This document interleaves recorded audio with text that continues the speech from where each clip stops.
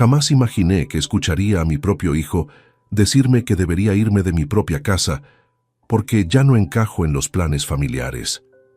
Pero cuando vi cómo intercambiaba miradas cómplices con su esposa mientras pronunciaba esas palabras hirientes, comprendí que había algo mucho más peligroso detrás de esa humillación pública.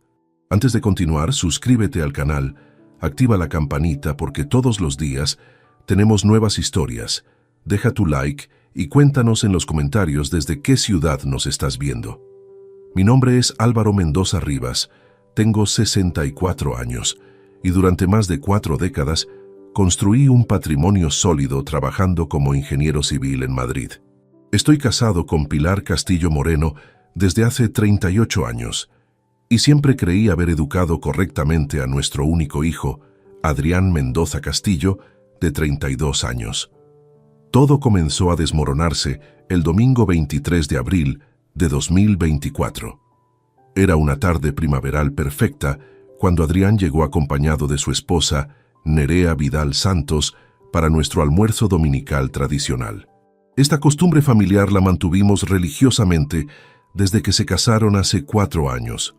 Pilar había preparado su especialidad, paella valenciana, y yo había abierto una botella de vino tinto reserva que guardaba para ocasiones especiales. Durante los primeros minutos todo parecía normal. Conversaciones sobre el trabajo de Adrián en una empresa constructora, comentarios sobre el clima excepcional de Madrid y las noticias habituales del barrio. Sin embargo, cuando nos sentamos alrededor de la mesa del comedor, percibí inmediatamente que algo había cambiado en la actitud de ambos. Adrián evitaba mi mirada directa, respondía con monosílabos a mis preguntas, y Nerea mantenía esa sonrisa forzada que había aprendido a interpretar como señal de problemas. «Papá, esta casa se está volviendo demasiado grande para vosotros dos», comentó Adrián súbitamente mientras servíamos el segundo plato. «Además, el mantenimiento debe ser costoso para personas de vuestra edad». «¿Personas de nuestra edad?», pregunté sorprendido. «Adrián, tengo 64 años, no 90. Mantengo perfectamente esta propiedad». «Sí, pero pensándolo objetivamente, sería más práctico que considerarais opciones más apropiadas para vuestra situación actual». Sus palabras tenían un tono extraño que me puso inmediatamente en alerta. Pilar también había notado algo inquietante, porque dejó de comer y nos observaba alternadamente con expresión preocupada. «¿Qué tipo de opciones estás sugiriendo exactamente?», indagué manteniendo la calma. Fue entonces cuando Adrián pronunció las palabras que quedarían grabadas para siempre en mi memoria. «Papá, seamos honestos. Estás aquí porque es tu casa, pero nadie te quiere aquí. Mamá y yo hemos conversado extensamente sobre esta situación, y francamente, vuestra presencia se está convirtiendo en una complicación para el futuro familiar». El silencio que siguió fue tan denso que podía cortarse con cuchillo. Pilar palideció completamente y me miró con ojos llenos de lágrimas, pero no pronunció palabra alguna para defenderme. Nerea, por su parte, sonreía con esa satisfacción cruel de quien había estado esperando este momento durante meses. «Adrián», logré articular después de varios segundos de shock absoluto, «¿qué significa exactamente complicación para el futuro familiar?». «Significa», continuó con frialdad calculada, «que tal vez sea momento de considerar residencias especializadas donde personas de vuestra edad pueden recibir atención apropiada y tener compañía adecuada. Hay lugares excelentes en las afueras de Madrid». La magnitud de lo que estaba sugiriendo me golpeó como un martillo. Mi propio hijo, a quien había dado absolutamente todo durante 32 años, me estaba proponiendo abandonar mi hogar para ir a un asilo de ancianos. La humillación era tan profunda que momentáneamente quedé sin palabras. Pero había algo en su manera de expresarse, en la coordinación evidente con Nerea, en el silencio cómplice de Pilar, que me hizo comprender inmediatamente que esto no era una sugerencia impulsiva. Era el resultado de una planificación cuidadosa, una estrategia que habían estado desarrollando durante semanas o quizás meses. En ese momento crucial, tomé una decisión que cambiaría radicalmente el curso de los eventos. No reaccionaría con ira explosiva ni con gritos dramáticos. Mi experiencia de décadas manejando situaciones empresariales complicadas me había enseñado que las mejores estrategias se construyen en silencio, observando meticulosamente todos los movimientos del adversario antes de ejecutar cualquier contraataque. «Comprendo tu perspectiva, hijo», respondí finalmente con calma absoluta, fingiendo aceptación completa. «Quizás tengas razón sobre la necesidad de evaluar cambios en nuestra situación habitacional». La satisfacción inmediata que brilló en los ojos de Adrián y Nerea fue reveladora. Habían anticipado drama familiar, lágrimas, súplicas desesperadas. Mi reacción serena los tranquilizó completamente, haciéndoles creer que habían triunfado sin resistencia significativa. «Me alegra que seas razonable sobre esto, papá», dijo Adrián recuperando su tono falsamente cariñoso. «Podemos investigar opciones durante las próximas semanas y encontrar algo que os resulte cómodo». «Por supuesto, Adrián. Agradezco tu preocupación por nuestro bienestar». Terminamos el almuerzo en un ambiente tenso, pero aparentemente cordial. Mientras servíamos el postre casero que Pilar había preparado con tanto cariño, yo observaba cuidadosamente cada gesto, cada intercambio de miradas entre Adrián y Nerea. Sus comportamientos gritaban conspiración premeditada. Cuando se despidieron esa tarde, abracé a mi hijo como siempre lo había hecho. Pero por primera vez en 32 años, ese abrazo se sintió completamente vacío y falso. Adrián había cruzado una línea invisible que jamás imaginé que cruzaría, y aunque él aún no lo sabía, había cometido el error más grave de su existencia. Esa noche, mientras Pilar lloraba silenciosamente en la cama creyendo que yo dormía, permanecí completamente despierto, diseñando mentalmente cada fase de lo que sería mi respuesta. Mi hijo había subestimado radicalmente la capacidad estratégica de su padre, y muy pronto descubriría que 4 décadas de experiencia profesional me habían preparado para manejar traidores con precisión quirúrgica absoluta. Durante las primeras horas de la madrugada, mientras planificaba mis movimientos iniciales, una sospecha inquietante comenzó a formarse en mi mente. La sofisticación de la aproximación de Adrián, la coordinación perfecta con Nerea, el timing específico de su propuesta, todo sugería que había factores ocultos que aún no había descubierto. Al amanecer del lunes, había tomado ya 3 decisiones fundamentales. Primera, investigaría exhaustivamente las actividades recientes de Adrián. Segunda, documentaría meticulosamente cada interacción futura con él. Y tercera, desarrollaría una estrategia de contraataque que le enseñaría definitivamente las consecuencias de traicionar la confianza familiar. Mi hijo había iniciado una guerra que no estaba preparado para librar, y yo me aseguraría de que la lección que recibiría fuera tan memorable como devastadora. La batalla por mi dignidad, mi patrimonio y mi futuro había comenzado oficialmente. El lunes 24 de abril amaneció gris y lluvioso, como si el clima hubiera decidido acompañar el estado de ánimo que reinaba en nuestra casa. Pilar había pasado la noche sollozando discretamente, creyendo que yo dormía, pero cada lágrima suya era como una puñalada directa a mi corazón. Durante 38 años de matrimonio, nunca la había visto tan quebrada emocionalmente. Esperé hasta que termináramos el desayuno en silencio, para abordar el tema que ambos habíamos evitado desde la noche anterior. Pilar removía mecánicamente su café con leche, evitando mi mirada, cuando decidí romper esa barrera invisible que se había formado entre nosotros. «Pilar, necesitamos hablar sobre lo que pasó ayer con Adrián», dije con la voz más suave posible, intentando no sonar acusatorio. Ella levantó la vista lentamente y pude ver en sus ojos marrones esa mezcla de culpabilidad y terror que me confirmó mis peores sospechas. Había algo más detrás de las palabras hirientes de nuestro hijo, algo que Pilar sabía y que me había ocultado. «Álvaro, yo...», comenzó a decir, pero se detuvo, como si las palabras se negaran a salir de su garganta. «Amor mío», le dije tomando su mano temblorosa entre las mías, «sé que hay algo que no me has contado. Después de casi 4 décadas juntos, puedo leer tu rostro como un libro abierto. ¿Qué está pasando realmente?». Fue entonces cuando Pilar rompió completamente. Las lágrimas comenzaron a brotar con tal intensidad que por un momento temí que se desplomara allí mismo. Entre sollozos entrecortados, comenzó a revelarme una verdad que jamás habría imaginado en mis peores pesadillas. Álvaro, hace 3 semanas Adrián vino a verme cuando tú estabas en tu cita médica rutinaria, confesó entre hipos. Trajo unos documentos, decía que eran para proteger nuestro patrimonio familiar de posibles problemas fiscales futuros. Mi sangre comenzó a helarse mientras procesaba sus palabras. ¿Qué tipo de documentos, Pilar? Papeles de transferencia de propiedad de la casa, susurró casi inaudiblemente.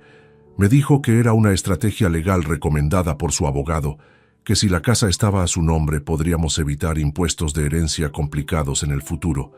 Sonaba tan convincente, tan preocupado por nuestro bienestar. Sentí como si hubiera recibido un golpe directo al estómago. ¿Y tú firmaste esos documentos sin consultarme? Perdóname, Álvaro, exclamó aferrándose a mis manos con desesperación. Me presionó tanto. Me dijo que era urgente, que tenía que hacerse antes de que tú regresaras, porque era una sorpresa para protegerte de preocupaciones innecesarias. Me hizo sentir como si fuera la esposa perfecta cuidando de tu tranquilidad mental. La magnitud de la traición comenzó a revelarse ante mí como una película de terror. Mi propio hijo había aprovechado mi ausencia médica para manipular psicológicamente a su madre y robar legalmente nuestra casa. La premeditación del acto era lo que más me impactaba. Pilar, ¿leíste completamente esos documentos antes de firmar?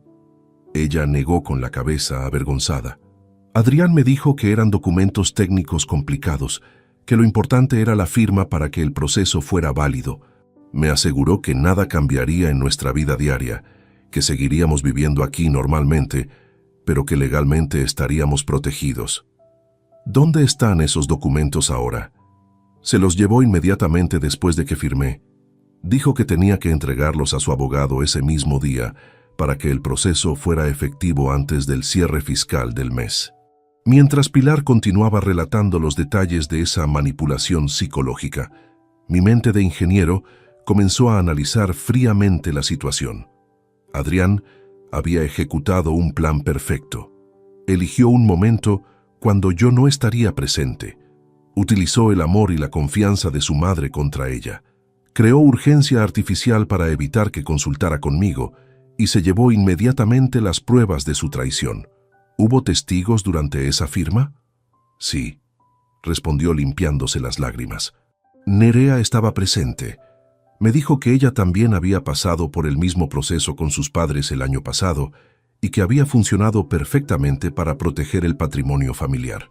La participación de Nerea confirmaba que esto había sido una conspiración cuidadosamente orquestada, no un acto impulsivo. Habían planeado cada detalle, incluyendo el respaldo emocional para tranquilizar a Pilar durante el proceso. Pilar, ¿recuerdas si había algún notario presente durante la firma? No, Adrián dijo que era un proceso preliminar, que la notarización se haría posteriormente cuando todos los documentos estuvieran completos. Esa información me dio la primera pista de esperanza. Si no había habido notarización apropiada, existía la posibilidad de que la transferencia no fuera legalmente válida. Sin embargo, necesitaba verificar inmediatamente el estado legal actual de nuestra propiedad.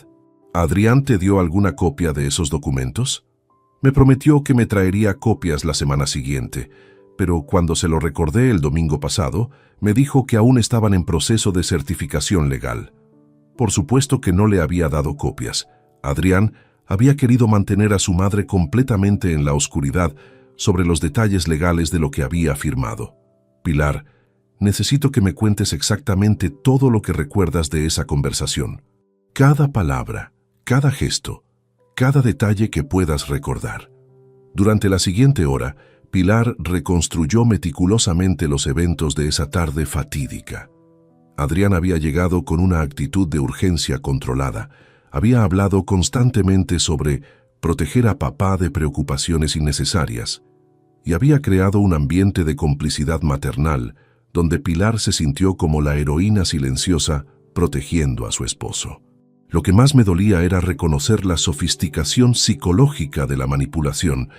Adrián había usado el amor de Pilar hacia mí como arma para traicionarnos a ambos. Había convertido su lealtad matrimonial en una herramienta para facilitar su robo. «Álvaro, ¿qué vamos a hacer ahora?», me preguntó con voz quebrada. «Primero, vamos a verificar exactamente cuál es nuestra situación legal actual», respondí con determinación creciente. «Segundo, vamos a descubrir si hay más cosas que Adrián ha hecho sin nuestro conocimiento. Y tercero, vamos a asegurarnos de que aprenda una lección que jamás olvidará sobre las consecuencias de traicionar a su familia». En ese momento, tomé una decisión que cambiaría todo. No le revelaría a Pilar mis planes hasta que tuviera control completo de la situación. Ella había sufrido suficiente manipulación y yo me encargaría de protegerla mientras ejecutaba mi respuesta. Esa tarde, mientras Pilar descansaba, comencé a hacer llamadas discretas. Primero contacté al registro de la propiedad para verificar el estado actual de nuestra casa. Lo que descubrí me confirmó mis peores temores. La transferencia había sido registrada oficialmente el 30 de abril. Mi hijo había robado legalmente nuestra casa, pero había cometido un error fundamental. Había subestimado completamente la capacidad estratégica de su padre. La guerra había comenzado, pero Adrián aún no lo sabía. El martes 25 de abril desperté con una claridad mental que no había experimentado en años. Durante la noche había procesado completamente la traición de Adrián, y ahora mi cerebro funcionaba con la precisión matemática que me había caracterizado durante mis décadas como ingeniero civil. Era momento de comenzar mi contraataque metodológico. Mientras Pilar dormía profundamente, probablemente agotada por el estrés emocional del día anterior, me levanté silenciosamente y me dirigí a mi estudio. Allí, rodeado de mis libros técnicos y documentos profesionales, comencé a diseñar lo que sería la respuesta más calculada de mi vida. Mi primer movimiento fue contactar discretamente al despacho jurídico Torres & Asociados, ubicado en la calle Serrano, donde había trabajado anteriormente en varios proyectos de construcción. Necesitaba asesoramiento legal especializado, pero más importante aún, necesitaba un aliado que entendiera la complejidad de lo que estaba enfrentando.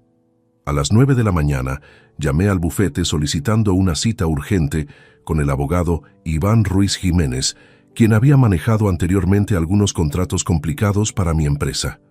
Iván era conocido por su discreción absoluta y su capacidad para encontrar soluciones creativas a problemas aparentemente imposibles.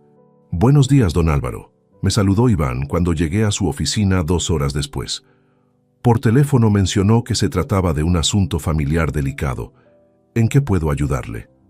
Le expliqué detalladamente la situación. La manipulación psicológica ejercida sobre Pilar, la transferencia fraudulenta de nuestra propiedad y la sospecha de que podría haber más maniobras ocultas por descubrir. Iván escuchó atentamente, tomando notas precisas en su libreta de cuero. «Don Álvaro, lo que me describe constituye un caso claro de coerción psicológica y posible fraude documental», analizó después de revisar sus apuntes. El hecho de que su esposa firmara sin representación legal independiente, bajo presión emocional y sin tiempo para reflexionar, puede ser motivo suficiente para anular la transferencia.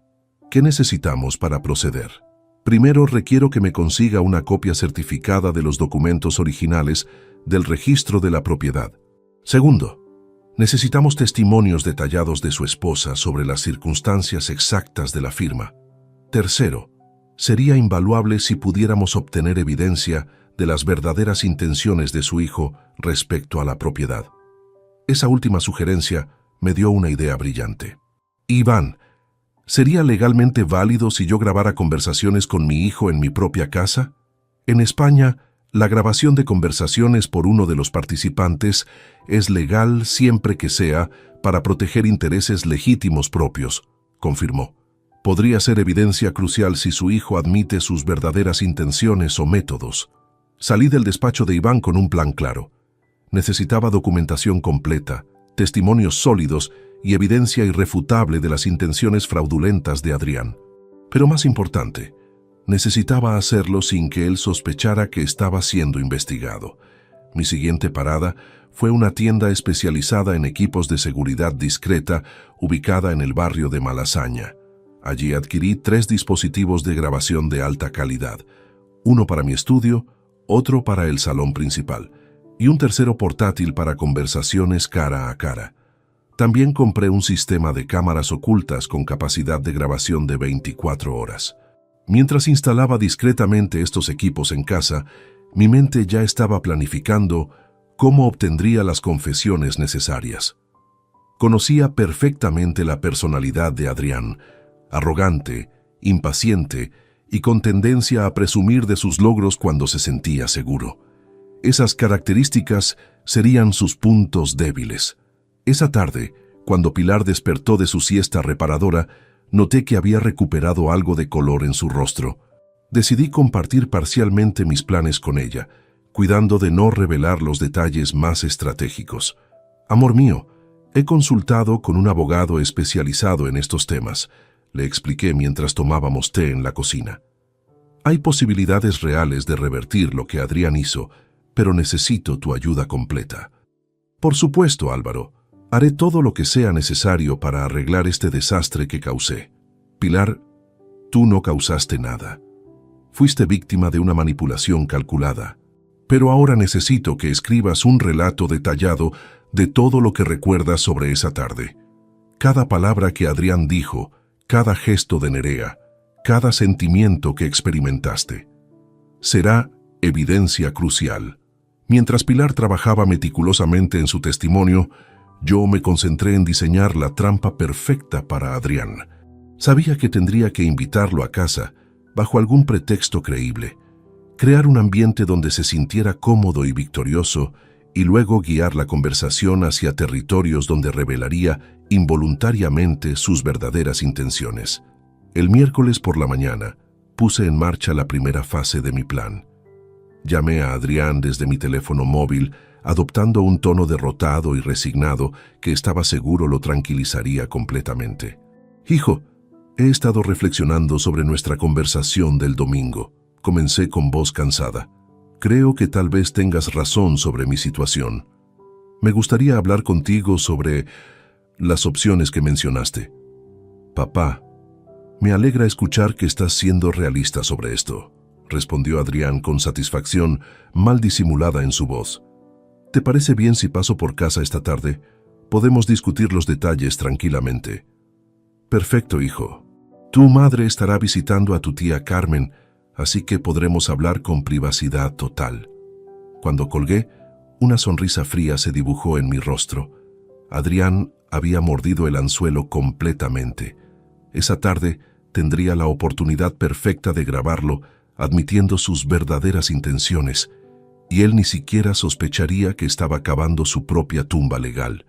Dediqué el resto de la mañana a preparar meticulosamente el escenario. Verifiqué que todos los dispositivos de grabación funcionaran correctamente. Preparé preguntas específicas diseñadas para provocar confesiones incriminatorias y mentalmente ensayé mi actuación de padre derrotado y vulnerable. A las 3 de la tarde, Pilar salió hacia la casa de su hermana Carmen como habíamos acordado. Una hora después, Adrián llamó al timbre con esa confianza arrogante de quien cree haber ganado una batalla sin disparar un solo tiro. «Pasa, hijo», le dije abriéndole la puerta con expresión abatida. «Creo que es momento de que tengamos esa conversación que tanto necesitamos». Mientras caminábamos hacia el salón, Adrián no podía ocultar su satisfacción. Sus ojos brillaban con esa mezcla de triunfo y desprecio que me confirmó definitivamente que no quedaba nada del hijo que creí haber criado. «Papá, me alegra ver que finalmente estás aceptando la realidad de tu situación», comenzó a decir mientras se acomodaba en el sofá, justo donde yo había colocado estratégicamente uno de los micrófonos más sensibles. «Sí, Adrián», respondí adoptando completamente mi papel. «Supongo que un hombre de mi edad debe saber cuándo es momento de ceder el control a la siguiente generación». La trampa estaba lista. Los próximos minutos determinarían si mi hijo tenía alguna posibilidad de redención o si tendría que proceder con las consecuencias más severas que había planificado. Lo que Adrián no sabía era que cada palabra que pronunciara quedaría registrada para la eternidad, y que su padre, aparentemente derrotado, estaba a punto de convertirse en su peor pesadilla legal. Durante los primeros 15 minutos de conversación, Adrián mantuvo cierta cautela, utilizando eufemismos y frases ambiguas para referirse a la nueva situación familiar. Sin embargo, mi actuación de padre vulnerable y resignado comenzó a surtir efecto. Su confianza creció gradualmente, hasta que empezó a revelar detalles que me confirmaron la magnitud completa de su traición. «Papá, lo que hicimos con los documentos de la casa fue solo el primer paso», me confesó mientras se servía un vaso de agua, completamente relajado. «Nerea y yo hemos estado analizando toda tu situación financiera durante meses. Francamente, manejas tus recursos de manera anticuada». «¿A qué te refieres exactamente, hijo?», pregunté manteniendo mi tono sumiso, pero sintiendo cómo la rabia hervía en mi interior. «Bueno, por ejemplo, tienes esa cuenta de ahorros en el Banco Santander con casi 500.000 euros que simplemente están perdiendo valor por la inflación. Además, tu plan de pensiones está estructurado de una forma que no maximiza los beneficios fiscales. Necesitas a alguien joven que entienda las finanzas modernas». En ese momento comprendí que Adrián no solo había investigado exhaustivamente mis finanzas, sino que tenía planes específicos para cada una de mis cuentas. La transferencia de la casa había sido únicamente la apertura de una operación mucho más ambiciosa. «¿Y cómo propones que manejemos esos recursos?», indagué cuidadosamente. Adrián se inclinó hacia adelante con entusiasmo creciente, cayendo perfectamente en mi trampa psicológica. «Mira, papá, yo tengo contactos en el sector financiero que pueden triplicar el rendimiento de esas inversiones, pero para eso necesitaríamos optimizar la estructura legal de tus activos». «Hablas de transferir más propiedades y cuentas», traduje en voz alta, asegurándome de que quedara grabado claramente. «Exactamente. La casa fue solo el comienzo. Necesitamos consolidar todo bajo una gestión más eficiente. Piénsalo. Tú y mamá podrían vivir tranquilos sin preocupaciones financieras, mientras nosotros nos encargamos de hacer crecer el patrimonio familiar». La palabra «nosotros» me confirmó que Nerea era una socia activa en esta conspiración, no simplemente una espectadora complaciente. Habían planeado sistemáticamente despojarme de todo mi patrimonio bajo la fachada de optimización financiera. «Adrián, ¿qué pasa si yo no estoy cómodo transfiriendo más activos tan rápidamente?». Su expresión cambió sutilmente, revelando por primera vez un destello de impaciencia controlada. «Papá, entiendo que el cambio puede ser intimidante a tu edad, pero necesitas confiar en que sabemos lo que hacemos. La indecisión en temas financieros puede ser muy costosa». «¿Me estás amenazando, hijo?». «No es una amenaza», respondió con una sonrisa que no llegaba a sus ojos. «Es simplemente la realidad. Si no modernizas tu enfoque financiero, podrías perder oportunidades importantes. Además, legalmente ya no tienes el control total sobre todos los activos familiares». Esa última frase fue como recibir una confesión firmada. Adrián acababa de admitir abiertamente que había utilizado medios legales para quitarme control sobre mi propio patrimonio y que planeaba continuar haciéndolo. «¿Qué quieres decir con que no tengo control total?», pregunté fingiendo confusión. «Bueno, la casa ya está legalmente a mi nombre, como sabes, y hay otras transferencias que podríamos formalizar próximamente para completar la reestructuración patrimonial. Todo por tu propio beneficio, por supuesto». «¿Otras transferencias?». Adrián sacó su teléfono móvil y comenzó a mostrarme documentos que había fotografiado. «Mira, estos son los formularios para transferir tu cuenta principal del Santander. También tengo los papeles preparados para tu plan de pensiones y para esa póliza de seguro de vida que tienes con Mapfre». Al ver esos documentos, mi sangre se heló completamente. Adrián no solo había robado mi casa, sino que tenía preparado un arsenal completo de formularios para apoderarse de cada centavo que poseía. La premeditación era absolutamente escalofriante. «¿Cuándo preparaste todos esos documentos, hijo?». «Los he estado organizando durante las últimas semanas», respondió con orgullo profesional. «Nerea me ayudó con la investigación legal, Resulta que tiene varios contactos en notarías que pueden agilizar este tipo de procesos administrativos. Ahora entendía cómo habían logrado registrar la transferencia de la casa tan rápidamente. Nerea tenía conexiones dentro del sistema legal que facilitaban sus operaciones fraudulentas. Esta revelación abría posibilidades completamente nuevas para mi contraataque. Adrián, ¿qué pasará con tu madre y conmigo después de que completes todas estas transferencias? Papá, como te dije el domingo, hay residencias excelentes donde podrían estar muy cómodos. Lugares con atención médica especializada, actividades apropiadas para su edad, compañía de personas en situaciones similares. Sería lo mejor para todos. ¿Y si nosotros preferimos quedarnos en nuestra casa? Su máscara de hijo preocupado finalmente se desplomó por completo. Papá, técnicamente ya no es vuestra casa, es mi casa, y francamente, mantener esta propiedad tan grande para dos personas que no la aprovechan adecuadamente es un desperdicio económico inaceptable. ¿Estás diciéndome que nos echarías de nuestra propia casa? Estoy diciéndote que hay decisiones que ya no están en vuestras manos, respondió con frialdad absoluta. La transición puede ser suave y civilizada o puede ser más complicada, pero va a suceder de una manera u otra. En ese momento, Adrián reveló completamente su verdadera naturaleza. No quedaba rastro del hijo que había criado durante 32 años. Frente a mí se sentaba un extraño despiadado que había calculado meticulosamente cómo despojar y humillar a sus propios padres. ¿Y si me niego a firmar más documentos? Adrián suspiró con exagerada paciencia. Papá, a los 64 años, con los primeros síntomas evidentes de deterioro cognitivo que has estado mostrando últimamente, cualquier tribunal determinaría que necesitas supervisión legal para tomar decisiones financieras importantes. Deterioro cognitivo. Las pequeñas confusiones que has tenido, los olvidos ocasionales, la dificultad para manejar tecnología moderna. Nerea estudió psicología y me ha ayudado a documentar varios episodios que podrían ser evidencia de declive mental incipiente. La maldad de su estrategia me dejó temporalmente sin palabras. No solo habían planeado robar mi patrimonio, sino que habían estado construyendo un caso falso de incapacidad mental para justificar legalmente sus acciones ante cualquier tribunal.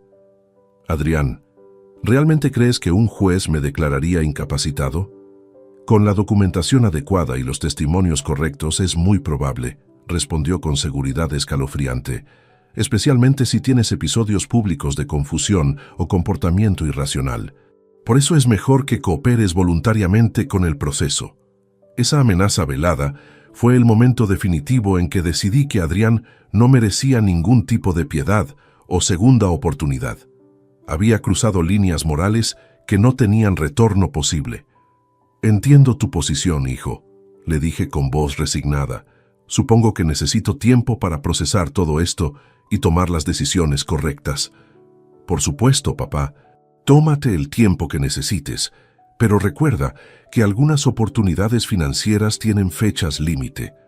No podemos posponer indefinidamente la modernización de tu situación patrimonial. Cuando Adrián se marchó esa tarde, llevándose sus documentos fraudulentos y sus amenazas encubiertas, yo permanecí inmóvil en el salón durante varios minutos. Las grabaciones que había obtenido eran más incriminatorias de lo que había esperado en mis mejores escenarios. Al revisar el material registrado, confirmé que tenía evidencia irrefutable de conspiración premeditada, amenazas de incapacitación falsa, admisiones de fraude documental y planes explícitos para despojarme completamente de mi patrimonio. Esa noche, mientras Pilar dormía, llamé a Iván Ruiz para programar una reunión urgente al día siguiente. Era momento de pasar de la recopilación de pruebas a la ejecución de mi venganza legal. Adrián había cometido el error fatal de subestimar completamente la capacidad estratégica de su padre. Pronto descubriría que 4 décadas de experiencia profesional me habían enseñado a destruir meticulosamente a quienes me traicionan. El jueves 27 de abril Llegué al despacho de Iván Ruiz con una carpeta llena de evidencias que cambiarían radicalmente el curso de esta batalla legal. Las grabaciones de la conversación con Adrián habían superado todas mis expectativas, proporcionándome munición suficiente para demoler completamente sus planes fraudulentos. Don Álvaro, por su expresión deduzco que la operación de ayer fue exitosa. Me saludó Iván mientras revisaba los archivos de audio que le había transferido la noche anterior. Más exitosa de lo que imaginé, Iván. Mi hijo no solo confesó sus crímenes, sino que reveló una conspiración mucho más amplia de lo que habíamos anticipado. Iván reprodujo las grabaciones en su sistema de audio profesional, tomando notas detalladas mientras escuchaba cada revelación incriminatoria. Su expresión se volvía más grave con cada admisión de Adrián sobre fraude documental, manipulación psicológica y amenazas de incapacitación falsa. Don Álvaro, esto es extraordinario, comentó después de escuchar la grabación completa. Su hijo ha confesado múltiples delitos federales: estafa agravada, coerción psicológica, falsificación documental y conspiración para cometer fraude financiero. Además, las amenazas sobre incapacitación mental constituyen extorsión psicológica. ¿Qué opciones legales tenemos ahora? Tenemos varias rutas simultáneas. Primero, podemos presentar una demanda civil para anular todas las transferencias fraudulentas. Segundo, podemos iniciar un proceso penal por los delitos confesados. Tercero, podemos solicitar medidas cautelares inmediatas para congelar cualquier transacción adicional con sus activos. La satisfacción que sentí al escuchar esas palabras era indescriptible. Adrián había cavado su propia tumba legal con cada palabra arrogante que pronunció durante nuestra conversación. Iván, quiero proceder por todas las rutas disponibles. Mi hijo debe aprender que las acciones tienen consecuencias y que traicionar a la familia tiene un precio muy alto. Perfecto. Necesito que me autorice a contratar investigadores privados para documentar completamente las actividades financieras de Adrián y Nerea. También debemos verificar esas conexiones que mencionó su nuera en las notarías, porque podría haber más víctimas de esquemas similares. Esa sugerencia me intrigó enormemente. ¿Cree que han hecho esto antes?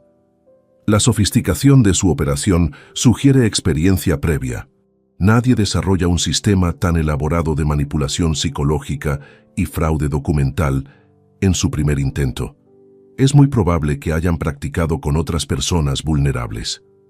La idea de que Adrián y Nerea fueran estafadores profesionales que operaban sistemáticamente contra personas mayores me llenó de una ira fría y calculada. Si era cierto, mi contraataque tendría ramificaciones mucho más amplias de las que había imaginado inicialmente. Proceda con la investigación completa, Iván. Quiero conocer cada detalle de sus actividades durante los últimos 2 años. Excelente. También necesito que me proporcione acceso completo a todos sus registros bancarios y documentos patrimoniales. Debemos verificar si han intentado acceder a otras cuentas o si hay transacciones sospechosas que no hayamos detectado. Esa tarde, después de autorizar la investigación exhaustiva, regresé a casa con una sensación de control que no había experimentado desde el domingo fatídico. Por primera vez desde que comenzó esta pesadilla, yo tenía la iniciativa estratégica. Pilar me recibió con una mezcla de ansiedad y esperanza en sus ojos. Álvaro, ¿cómo fue la reunión con el abogado? Amor mío, tengo buenas noticias. Las grabaciones que obtuve ayer son evidencia suficiente para revertir todo lo que Adrián ha hecho y posiblemente para llevarlo ante los tribunales. Le reproduje extractos seleccionados de la conversación, cuidando de no exponerla a los detalles más crueles de las amenazas de nuestro hijo. Aún así, las confesiones que escuchó fueron suficientes para que comprendiera la magnitud de la traición. Dios mío, Álvaro, susurró con lágrimas en los ojos. ¿Cómo pudo convertirse en esta persona? ¿Dónde nos equivocamos al criarlo? Pilar, nosotros no nos equivocamos. Le dimos amor, educación, valores y oportunidades. Las decisiones que tomó como adulto son enteramente responsabilidad suya. Durante los días siguientes, mientras Iván y sus investigadores trabajaban discretamente, Yo continué actuando como el padre derrotado que Adrián esperaba ver. Mantuve contacto telefónico regular con él, fingiendo considerar sus sugerencias sobre transferencias adicionales de activos. El lunes 2 de mayo, Iván me convocó urgentemente a su despacho. Don Álvaro, los investigadores han descubierto información que cambia completamente la perspectiva de este caso. ¿Qué tipo de información? Su hijo y su nuera han estado operando un esquema sistemático de estafa contra personas mayores durante al menos 18 meses. Hemos identificado 3 casos anteriores con el mismo patrón: manipulación psicológica, transferencias fraudulentas de propiedades y amenazas de incapacitación mental. La confirmación de mis sospechas me golpeó como un martillo. ¿Quiénes fueron las otras víctimas? Un empresario retirado de 72 años en Sevilla, una viuda de 68 años en Valencia y un matrimonio de jubilados en Barcelona. En todos los casos, utilizaron las conexiones de Nerea en notarías para agilizar transferencias irregulares. ¿Qué pasó con esas personas? El empresario de Sevilla perdió una propiedad valorada en 300.000 euros antes de morir de un infarto, aparentemente causado por el estrés. La viuda de Valencia está actualmente en un asilo después de que le robaran su casa y sus ahorros. El matrimonio de Barcelona logró recuperar parcialmente sus activos, pero solo después de un proceso legal de 2 años que arruinó su salud. Sentí como si hubiera recibido un puñetazo directo al estómago. Mi hijo no era simplemente un traidor familiar ambicioso, era un depredador profesional que se especializaba en destruir la vida de personas mayores vulnerables. Iván, esto cambia todo. No se trata solo de recuperar mis activos, se trata de detener a una organización criminal. Exactamente. He contactado a la Fiscalía Especial contra la Corrupción y la Criminalidad Organizada. Están muy interesados en este caso, especialmente porque involucra un patrón sistemático de crímenes contra personas vulnerables. ¿Qué significa esto para nuestro proceso? Significa que su caso personal se ha convertido en parte de una investigación criminal mucho más amplia. Las autoridades tienen recursos especiales para este tipo de delitos y las penalidades potenciales son mucho más severas. Esa revelación me llenó de una satisfacción sombría pero profunda. Adrián no solo había traicionado a su familia, había elegido voluntariamente convertirse en un criminal profesional que causaba sufrimiento sistemático a personas inocentes. ¿Cuándo podemos proceder con las acciones legales? La Fiscalía quiere coordinar una operación simultánea la próxima semana. Arrestarán a Adrián y Nerea mientras presentamos todas las demandas civiles. También ejecutarán órdenes de registro en su domicilio y en las oficinas de sus cómplices notariales. Al salir del despacho de Iván esa tarde, caminé por las calles de Madrid con una claridad mental absoluta. En menos de una semana, mi hijo descubriría que subestimar a su padre había sido el error más costoso de su vida. Esa noche, mientras cenaba tranquilamente con Pilar, mi teléfono sonó. Era Adrián, probablemente llamando para presionar sobre las transferencias pendientes. «Hola, hijo», respondí con voz perfectamente calmada. «Papá, ¿has tenido tiempo de considerar los documentos que te mostré? Algunas de esas oportunidades de inversión tienen fechas límite muy próximas». «Por supuesto, Adrián. He estado pensando mucho sobre todo lo que me dijiste. Creo que estoy listo para hacer los cambios necesarios». La satisfacción en su voz era palpable. «Excelente, papá. ¿Te parece bien si paso mañana con los documentos finales?» «Perfecto, hijo. Será un día muy especial para todos nosotros». Cuando colgué, Pilar me miró con preocupación. «Álvaro, ¿estás seguro de lo que estás haciendo?» «Completamente seguro, amor mío. Mañana Adrián recibirá la educación más importante de su vida sobre las consecuencias de sus acciones». La trampa estaba lista. En menos de 24 horas mi hijo pasaría de ser un estafador confiado a un criminal arrestado y finalmente comprendería con quién había decidido jugar. El martes 3 de mayo amaneció con una brisa fresca que parecía presagiar el cambio radical que estaba por suceder. A las 8 de la mañana recibí la llamada de confirmación de Iván. La operación coordinada con la Fiscalía procedería según lo planificado. Los agentes estarían posicionados discretamente cuando Adrián llegara a casa con sus documentos fraudulentos. «Don Álvaro, todo está preparado», me informó Iván por teléfono. «Los agentes de la Guardia Civil llegarán a las 10:30 en vehículos sin identificación. Usted debe proceder normalmente con la reunión hasta que yo le dé la señal convenida». «Entendido, Iván. ¿Qué señal utilizaremos?» «Cuando usted pronuncie la frase «Creo que necesitamos asesoramiento legal para esto», será el momento exacto para que intervengan los agentes. Asegúrese de que Adrián tenga todos los documentos fraudulentos en su poder cuando dé la señal». Después de desayunar tranquilamente con Pilar, quien había decidido quedarse en casa para presenciar el momento en que la justicia finalmente actuara, me preparé mentalmente para la actuación final de mi vida. Durante las próximas horas, tendría que mantener la fachada de padre ingenuo hasta el momento preciso de la intervención policial. A las 10:15, Adrián llamó al timbre con puntualidad característica, cargando un maletín de cuero negro que presumiblemente contenía todos los documentos preparados para completar el despojo de mi patrimonio. Su expresión irradiaba confianza absoluta y satisfacción anticipada. «Buenos días, papá», me saludó con esa falsa cordialidad que había aprendido a detectar. «Espero que hayas descansado bien, porque hoy vamos a formalizar decisiones muy importantes para tu futuro». «Por supuesto, hijo. Pasa al salón. Tu madre está preparando café para todos nosotros».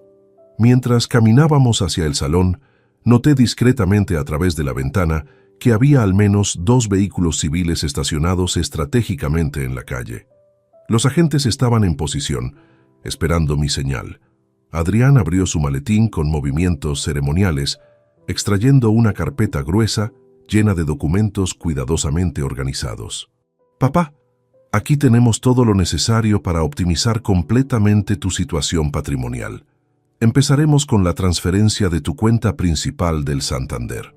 Me extendió el primer documento, que examiné fingiendo el análisis cuidadoso de un hombre mayor confundido por tecnicismos legales. En realidad, mi mente estaba registrando cada detalle para asegurarme de que la evidencia fuera irrefutable cuando llegara el momento del arresto. «Hijo, este documento habla de transferir 500.000 euros. ¿Estás seguro de que es la cantidad correcta?» «Papá, hemos verificado todas tus cuentas meticulosamente.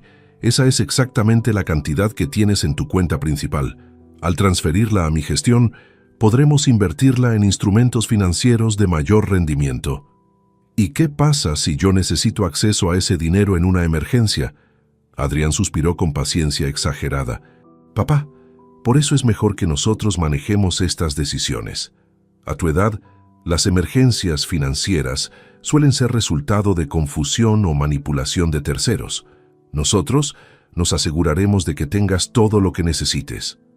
Esa respuesta condescendiente fue grabada claramente por los dispositivos que aún tenía activos en la habitación. Cada palabra arrogante que pronunciaba se convertiría en evidencia adicional contra él.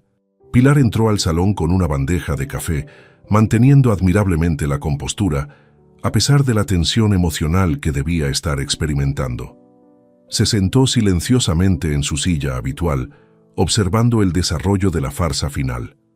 «Muy bien, Adrián, procederemos con la primera transferencia», anuncié tomando el bolígrafo que me ofrecía.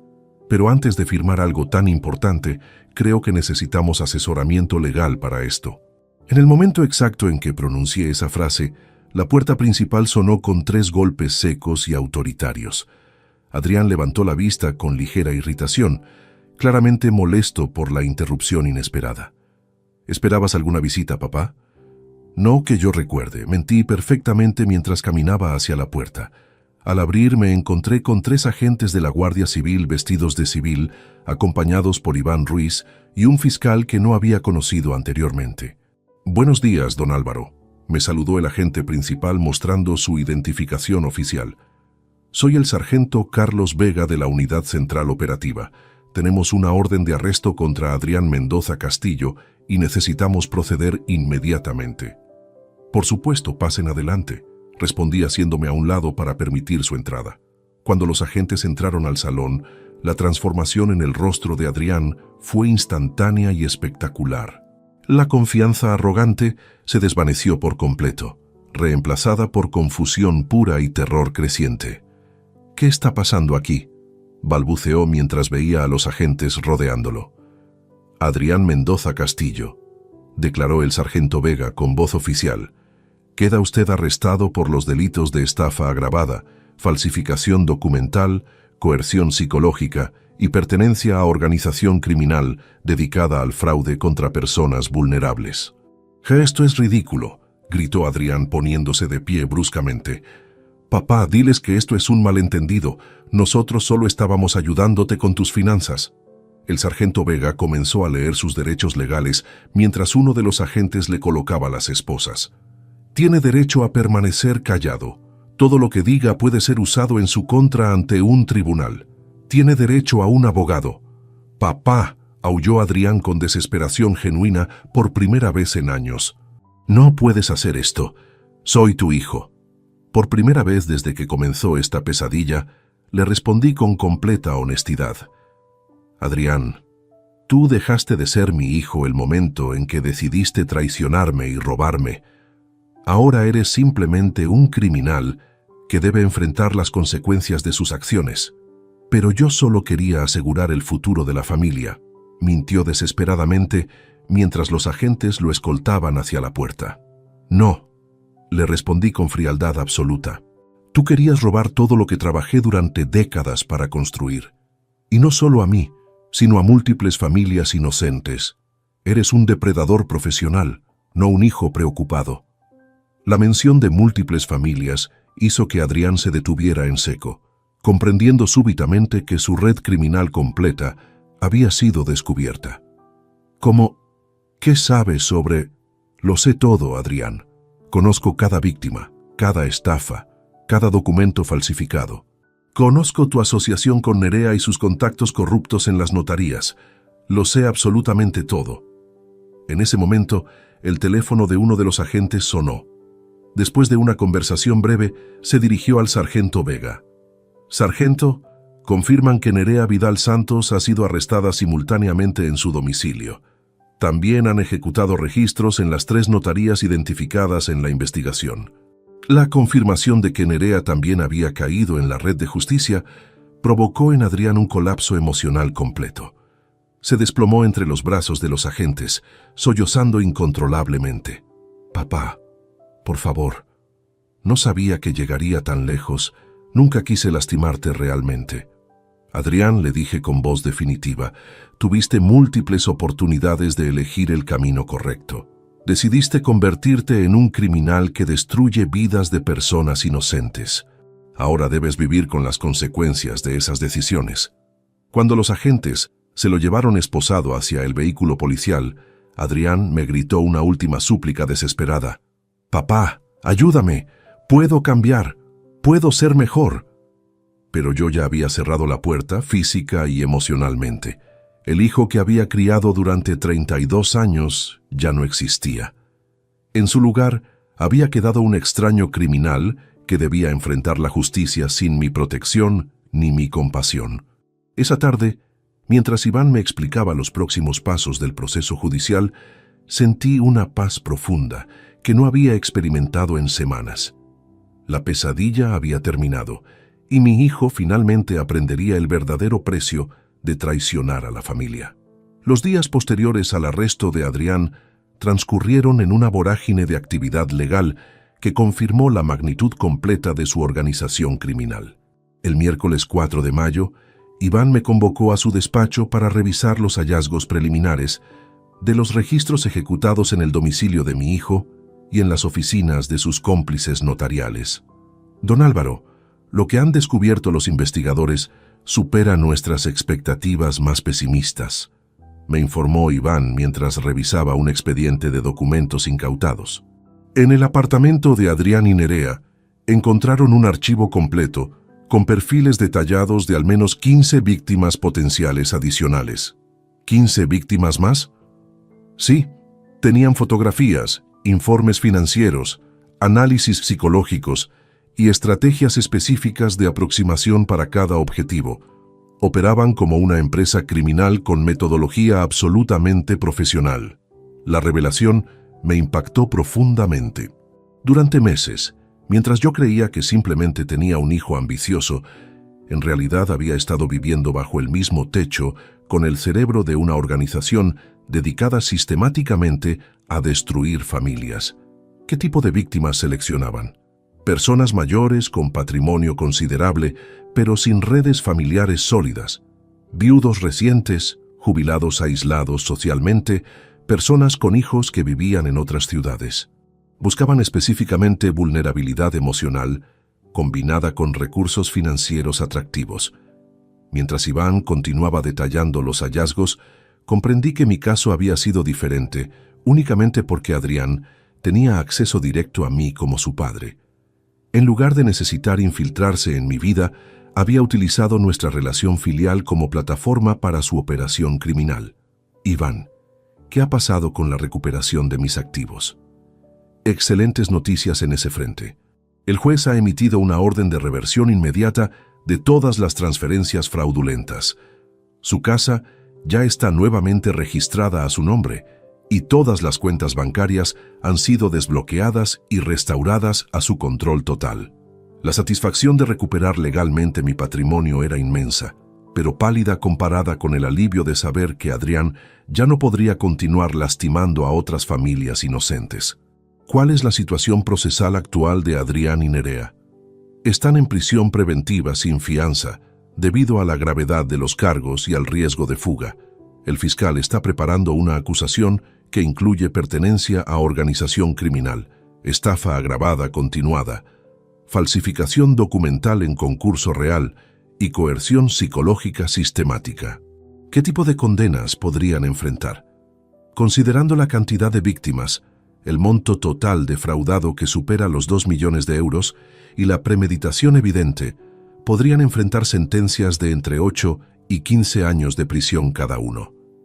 Esa información me generó sentimientos contradictorios. Por un lado, sentía satisfacción al saber que la justicia funcionaría apropiadamente. Por otro lado, enfrentaba la realidad dolorosa de que mi único hijo pasaría la próxima década de su vida en prisión. El jueves por la tarde, mientras organizaba los documentos recuperados en mi estudio, recibí una llamada inesperada que cambiaría mi perspectiva sobre las dimensiones reales del daño causado por Adrián. ¿Don Álvaro Mendoza?, preguntó una voz femenina mayor con acento andaluz. Sí, soy yo. ¿Con quién tengo el gusto? Me llamo Carmen Jiménez Morales. Soy de Sevilla. He leído en los periódicos sobre el arresto de su hijo y necesito hablar con usted sobre mi difunto esposo, Roberto Sánchez Jiménez. El nombre me resultó familiar inmediatamente. Roberto Sánchez era el empresario retirado de 72 años que había sido una de las víctimas anteriores de Adrián y que había fallecido de un infarto relacionado con el estrés de perder su patrimonio. Señora Jiménez, lamento profundamente lo que mi hijo le hizo a su familia. Don Álvaro, no lo llamo para recriminarle nada. Usted también fue víctima de su hijo. Lo llamo porque necesita saber exactamente lo que su hijo le hizo a mi Roberto durante sus últimos meses de vida. Durante los siguientes 45 minutos, Carmen me relató una historia que me desgarró el alma. Adrián y Nerea habían manipulado psicológicamente a su esposo durante meses, convenciéndolo de que sus hijos lo habían abandonado y de que ellos eran su única familia real. Habían aislado sistemáticamente a Roberto de sus seres queridos legítimos mientras vaciaban metódicamente sus cuentas bancarias. Don Álvaro, mi Roberto murió creyendo que sus propios hijos lo odiaban, cuando en realidad nosotros estábamos desesperados tratando de contactarlo. Su hijo había cambiado el número de teléfono de Roberto y había interceptado toda nuestra correspondencia.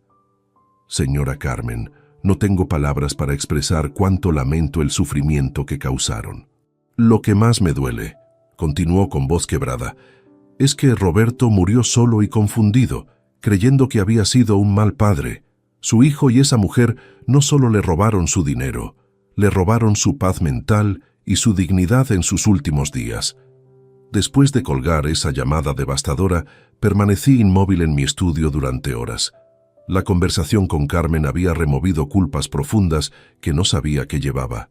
Como padre de Adrián, me sentía parcialmente responsable del sufrimiento que había causado a familias completamente inocentes.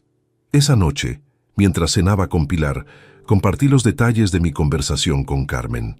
Mi esposa lloró silenciosamente al escuchar cómo nuestro hijo había torturado psicológicamente a un anciano indefenso hasta causarle la muerte. «Álvaro, ¿cómo pudimos criar a un monstruo así?», me preguntó entre sollozos. «Pilar, nosotros le dimos amor, valores y oportunidades. Las decisiones que tomó como adulto son enteramente suyas. No podemos cargar con la culpa de sus crímenes». Sin embargo, internamente luchaba con preguntas similares. Había señales que debería haber detectado. ¿Hubo momentos en su educación donde fallé como padre? ¿Cómo había logrado criar a alguien capaz de tanta crueldad calculada? El viernes 6 de mayo recibí otra llamada que profundizaría aún más mi comprensión del alcance del daño causado por Adrián. Esta vez era Miguel Herrera, uno de los hijos del matrimonio de Barcelona que había sido víctima de la organización criminal. Don Álvaro, quería agradecerle personalmente por haber denunciado a su hijo. Gracias a su valentía, mis padres finalmente podrán obtener justicia. Miguel, lamento enormemente lo que sufrieron sus padres por culpa de mi hijo. Don Álvaro, usted debe entender que Adrián y su esposa no eran simplemente estafadores, eran torturadores psicológicos. Mis padres, que habían sido personas seguras y felices toda su vida, quedaron destrozados emocionalmente después de meses de manipulación sistemática. Miguel me explicó cómo Adrián y Nerea habían convenido a sus padres de que sus hijos los consideraban una carga económica, de que estarían mejor en una residencia y de que transferir sus activos era la única forma de proteger a la familia de conflictos futuros. ¿Sus padres se han recuperado emocionalmente? Mi madre aún recibe terapia psicológica 2 años después. Mi padre desarrolló depresión severa y ya no confía en nadie fuera de la familia inmediata. Su hijo no solo les robó dinero, les robó su capacidad de confiar en otros seres humanos. Estas conversaciones con víctimas y familiares de víctimas me hicieron comprender que mi decisión de denunciar a Adrián había sido mucho más importante de lo que inicialmente había considerado.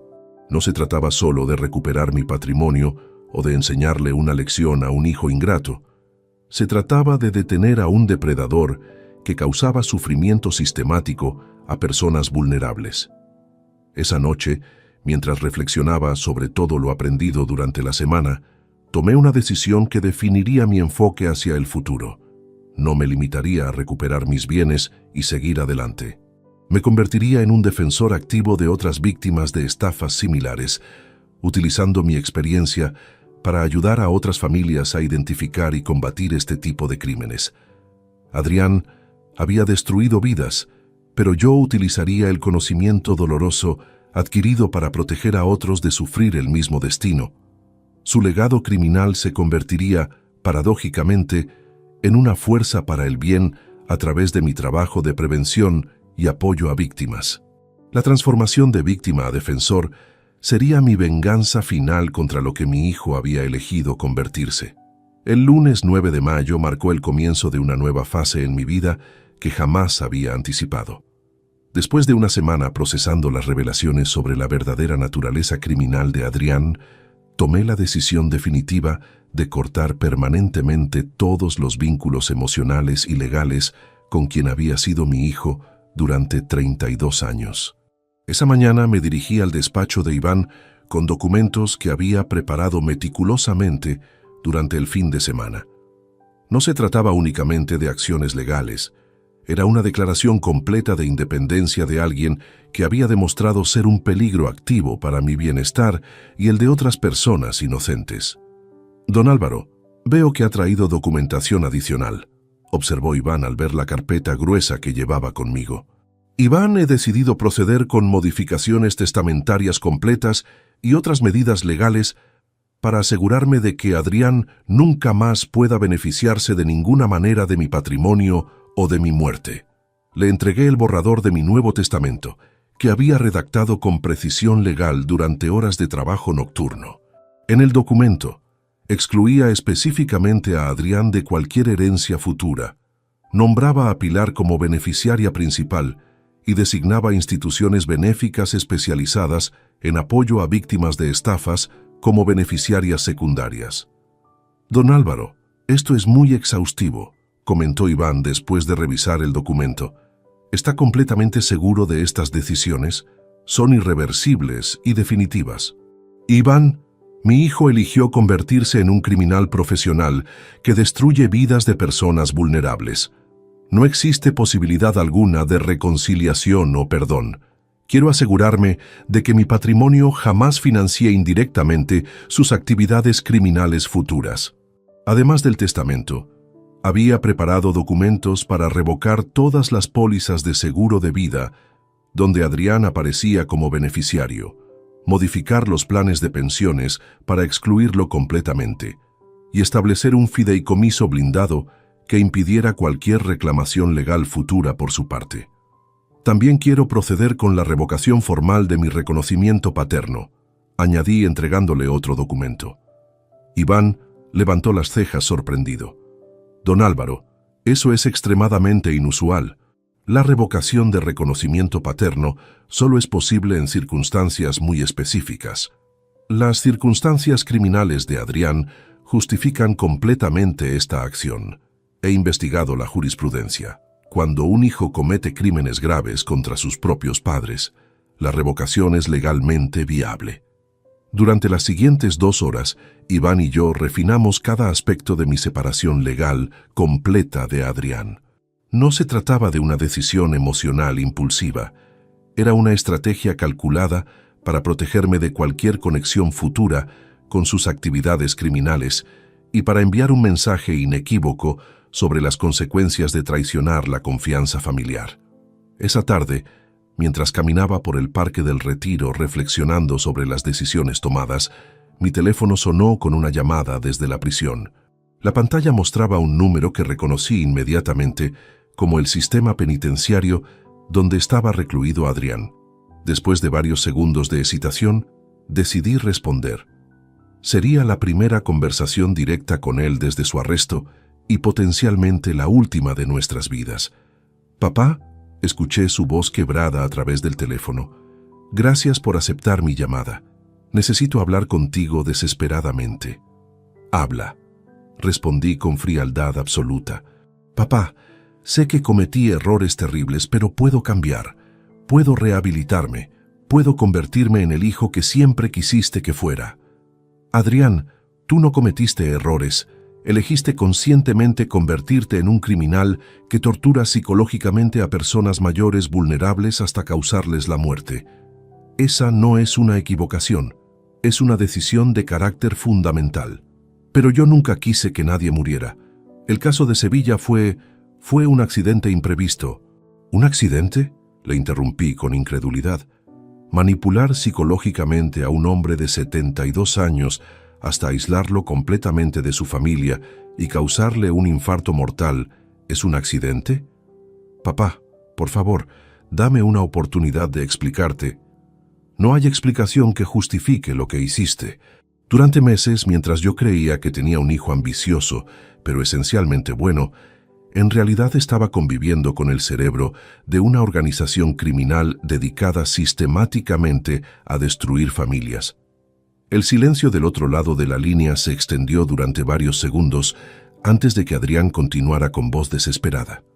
«Papá, si me das una segunda oportunidad, puedo devolver todo el dinero robado a las víctimas. Puedo testificar contra los notarios corruptos. Puedo ayudar a reparar el daño causado. Adrián, tú vas a devolver ese dinero porque la ley te obligará a hacerlo, no porque tengas genuino remordimiento. Vas a testificar contra tus cómplices porque tu abogado te aconsejará que cooperes para reducir tu sentencia, no porque hayas desarrollado súbitamente principios morales. Entonces no hay nada que pueda hacer para recuperar tu perdón». La pregunta me golpeó con una fuerza emocional inesperada. Durante 32 años había sido el padre que siempre perdonaba, que siempre ofrecía segundas oportunidades, que siempre creía en la capacidad de redención de su hijo. Pero las acciones de Adrián habían cruzado líneas que no admitían retorno. Adrián, el perdón requiere arrepentimiento genuino y la capacidad de no repetir las ofensas. Tú has demostrado ser un depredador profesional que encuentra satisfacción en el sufrimiento de personas inocentes. No existe perdón posible para eso. Papá, por favor, soy tu único hijo. No, le interrumpí con determinación final. Mi hijo murió el día que decidió robar y torturar a su propio padre y a múltiples familias inocentes. Tú eres un criminal que casualmente comparte mi apellido, pero ya no eres mi hijo en ningún sentido emocional o legal. ¿Qué quieres decir con legal? Quiero decir que he iniciado procedimientos para revocar formalmente mi reconocimiento paterno. Cuando el proceso se complete, legalmente ya no tendrás derecho a usar mi apellido ni a reclamar ningún vínculo familiar conmigo. El grito de desesperación que emitió Adrián fue tan intenso que tuve que apartar el teléfono de mi oído. Era el sonido de alguien que finalmente comprendía la magnitud completa de las consecuencias de sus acciones. No puedes hacer eso. No puedes borrarme de tu vida completamente. Ya lo he hecho, Adrián. Tú elegiste convertirte en mi enemigo cuando decidiste robarme y traicionarme. Ahora debes vivir con las consecuencias de esa elección para el resto de tu vida. Papá, te lo suplico, no me supliques nada. Utiliza el tiempo en prisión para reflexionar sobre las vidas que destruiste y para desarrollar algún tipo de conciencia moral que claramente nunca tuviste. Pero hazlo sabiendo que ya no tienes padre, familia, ni patrimonio esperándote cuando salgas. Colgué el teléfono. Inmediatamente lo bloqueé para evitar futuras llamadas.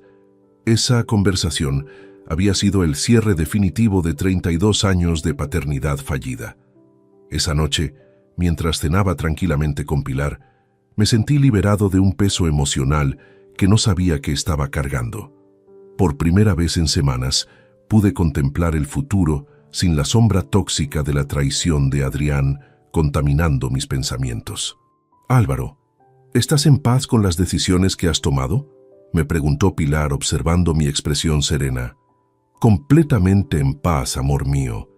He eliminado de nuestras vidas a una persona que representaba una amenaza activa para nuestro bienestar y para el de otras familias inocentes. Era la decisión correcta, aunque haya sido dolorosa. El capítulo de mi vida que incluía a Adrián como hijo había terminado definitivamente.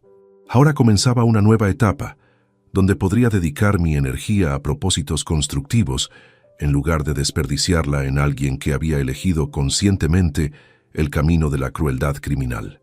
3 meses después del arresto de Adrián, el 15 de agosto de 2024, mi vida había encontrado un equilibrio que jamás creí posible después de la devastación emocional vivida durante abril y mayo. Durante este periodo, había transformado completamente mi rutina diaria, enfocándome en actividades que me generaban satisfacción genuina y propósito renovado. Mi primera decisión significativa fue establecer la Fundación Mendoza para la Protección de Adultos Mayores, una organización benéfica dedicada específicamente a prevenir y combatir estafas dirigidas contra personas de la tercera edad. Destiné 300.000 euros de mis ahorros personales como capital inicial, una cantidad que habría sido impensable cuando aún consideraba a Adrián como mi heredero. Don Álvaro, la respuesta de la comunidad hacia la fundación ha sido extraordinaria, me informó Elena Ruiz Sánchez, la directora ejecutiva que había contratado para administrar la organización. Elena era una trabajadora social especializada con 25 años de experiencia en protección a personas vulnerables. ¿Qué tipo de respuesta estamos recibiendo, Elena? En apenas 2 meses de operación, hemos recibido consultas de más de 200 familias que sospechan estar siendo víctimas de estafas similares a las perpetradas por su hijo. Además, hemos establecido convenios con la Guardia Civil y con fiscalías especializadas para facilitar denuncias y investigaciones. La información me llenó de satisfacción profunda. Mi decisión de convertir el sufrimiento causado por Adrián en una fuerza protectora para otras familias estaba generando resultados tangibles mucho más rápidamente de lo anticipado. Durante las mañanas, dedicaba 3 horas semanales a dar conferencias en centros de mayores, explicando las técnicas de manipulación psicológica utilizadas por estafadores profesionales. Mi experiencia personal como víctima me otorgaba credibilidad única para conectar emocionalmente con las audiencias. Señoras y señores, comenzaba habitualmente mis presentaciones, estoy aquí porque mi propio hijo intentó robarme todo mi patrimonio utilizando las mismas técnicas que otros criminales emplean contra sus familias. Si puede pasarme a mí, puede pasarle a cualquiera. Esta aproximación directa y honesta generaba impacto inmediato en los asistentes.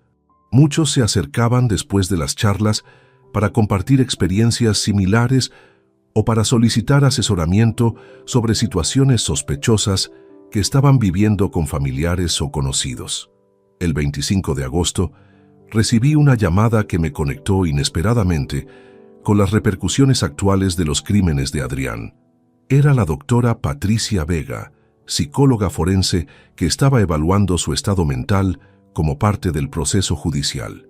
Don Álvaro, le llamo porque su hijo ha solicitado específicamente hablar conmigo sobre usted durante nuestras sesiones de evaluación.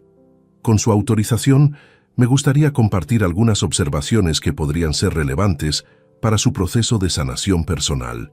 Doctora, puede compartir cualquier información que considere apropiada. Su hijo muestra signos evidentes de trastorno antisocial de la personalidad, combinado con narcisismo patológico. Lo más preocupante es que aún no demuestra remordimiento genuino por sus víctimas. Sus expresiones de arrepentimiento se centran exclusivamente en haber perdido su apoyo económico y emocional, no en el daño causado a otros. Esta confirmación profesional validaba completamente mis decisiones respecto a cortar permanentemente mis vínculos con él. No se trataba simplemente de un hijo que había cometido errores graves. Se trataba de alguien con patología mental que lo hacía peligroso para las personas que lo rodeaban. Doctora, ¿existe posibilidad real de rehabilitación en casos como el suyo? Don Álvaro, debo ser honesta. Los trastornos antisociales de personalidad combinados con narcisismo patológico tienen tasas de rehabilitación extremadamente bajas, especialmente en individuos que han alcanzado los 30 años sin desarrollar empatía genuina. Su decisión de mantener distancia permanente es psicológicamente acertada. Esa conversación eliminó cualquier rastro residual de culpa que pudiera haber sentido por mis acciones. La ciencia confirmaba que Adrián representaba un peligro duradero para cualquier persona que mantuviera vínculos emocionales o financieros con él. En septiembre, la Fundación organizó su primer simposio nacional sobre prevención de estafas intrafamiliares, un evento que atrajo especialistas de toda España y que fue cubierto extensamente por medios de comunicación nacionales. Durante mi presentación principal, compartí públicamente por primera vez los detalles completos de mi experiencia con Adrián. La respuesta de la audiencia fue abrumadora. Más de 500 asistentes se pusieron de pie para aplaudir cuando terminé de relatar cómo había logrado detener a mi propio hijo criminal. La lección más importante que he aprendido, concluí mi presentación, es que proteger a la familia a veces requiere expulsar de ella a quienes han elegido convertirse en depredadores. El amor paternal no debe ser una herramienta que facilite la continuación de crímenes contra personas inocentes. Después del simposio, recibí decenas de cartas de agradecimiento de familias que habían utilizado la información compartida para identificar y detener estafas en desarrollo. Una carta particularmente emotiva venía de una mujer de Málaga cuya hija había estado manipulándola para transferir propiedades utilizando técnicas idénticas a las empleadas por Adrián. Don Álvaro, escribía, su valentía para denunciar a su propio hijo me dio la fuerza necesaria para denunciar a mi hija antes de que completara el robo de mi casa. Gracias a su ejemplo, comprendí que proteger a mi familia requería protegerla de mi propia hija. Estas respuestas confirmaban que mi decisión de transformar la traición personal en activismo protector estaba generando beneficios concretos para otras familias vulnerables. En octubre, Iván me informó que el juicio de Adrián y Nerea se programaría para enero del año siguiente.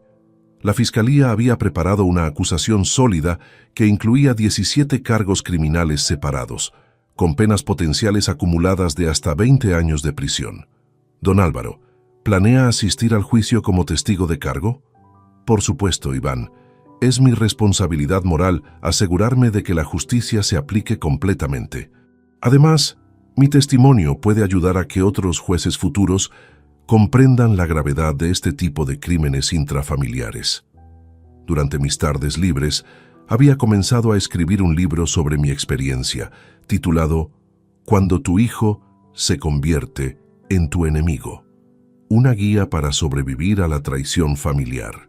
La obra combinaba mi relato personal con investigación sobre patrones criminales intrafamiliares y estrategias de prevención y recuperación.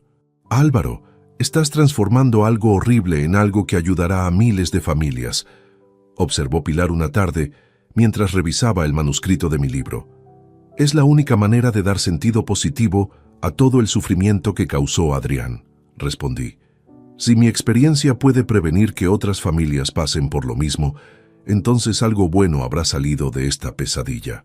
Al finalizar octubre, mi nueva rutina estaba completamente establecida. Las mañanas las dedicaba a la fundación y las conferencias educativas. Las tardes las destinaba a escribir y a atender consultas de familias que necesitaban asesoramiento. Las noches las disfrutaba tranquilamente con Pilar, sin la toxicidad constante que había caracterizado nuestra vida cuando Adrián formaba parte de ella.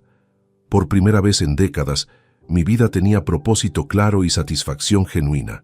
Había transformado la traición más dolorosa de mi existencia en la motivación para una misión que beneficiaba directamente a otras personas vulnerables. La venganza más efectiva contra Adrián no había sido legal ni financiera. Había sido convertir su legado criminal en una fuerza protectora que impedía que otros depredadores como él pudieran continuar operando impunemente. El juicio de Adrián y Nerea comenzó el lunes 15 de enero de 2025 en la Audiencia Provincial de Madrid. Durante los meses previos, había preparado meticulosamente mi testimonio, consciente de que sería la confrontación final entre mi hijo y yo, esta vez bajo el escrutinio absoluto del sistema judicial español. Cuando entré a la sala de audiencias esa mañana, acompañado por Iván y Pilar, experimenté una tranquilidad profunda que contrastaba radicalmente con la turbulencia emocional que había vivido 9 meses atrás. Adrián estaba sentado en el banquillo de los acusados, visiblemente demacrado y envejecido por su tiempo en prisión preventiva. Nuestros ojos se encontraron brevemente cuando tomé asiento en la zona reservada para testigos. En su mirada pude detectar una mezcla de súplica desesperada y resentimiento profundo. Ya no quedaba rastro del hijo arrogante que había intentado manipularme durante aquella conversación grabada en mi salón. El fiscal, Eduardo Martín López, comenzó su alegato inicial con una presentación exhaustiva de las evidencias acumuladas contra la organización criminal liderada por mi hijo. Señorías, durante los próximos días demostraremos que los acusados operaron sistemáticamente una empresa criminal dedicada a la estafa, manipulación psicológica y robo de patrimonio dirigida específicamente contra personas de la tercera edad vulnerables.